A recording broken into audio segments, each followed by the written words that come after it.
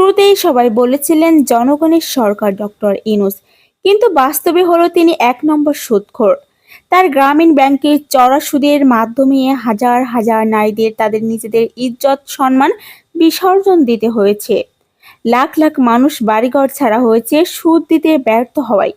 এছাড়াও জনসাধারণ আরো বলেন, ডক্টর ইউনূস যদি জনগণের সরকার হতো, বাজারে দ্রব্যমূল্যের দাম কমিয়ে আনতো। কমাতো দূরে থাক, যা দাম ছিল তার চেয়ে ৩ গুণ বৃদ্ধি পেয়েছে, যা আমাদের মতো কর্মজীবী লোকেদের হাতের নাগালের বাইরে। জনগণ আরো বলেছেন, ডক্টর ইউনূস যদি দেশ না চালাতে পারেন, নির্বাচন দিয়ে অবিলম্বে ক্ষমতা ত্যাগ করুক। অন্তর্বর্তীকালীন সরকারকে দেশের মানুষ আর চায় না। অন্তর্বর্তীকালীন সরকার তাদের নিজেদের স্বার্থ হাসিলের চিন্তায় ব্যস্ত। গরিব দুঃখী খেটে খাওয়া সাধারণ মানুষের কথা তাদের মাথায় নেই। আমাদের মতো গরিব লোক বাঁচলেও তাদের কিছু যায় আসে না, মরলেও তাদের কিছু যায় আসে না। এর চেয়ে স্বৈরাচারী হাসিনা শতগুণ ভালো ছিল, অন্তত 2টা ডাল ভাত হলেও খেতে পারতাম। এভাবেই মনের ক্ষোভ ছাড়তে থাকেন সাধারণ জনগণ। প্রিয় দর্শক, দেশের এই বর্তমান পরিস্থিতি নিয়ে আপনার মূল্যবান মতামত জানিয়ে দিন কমেন্টের মাধ্যমে।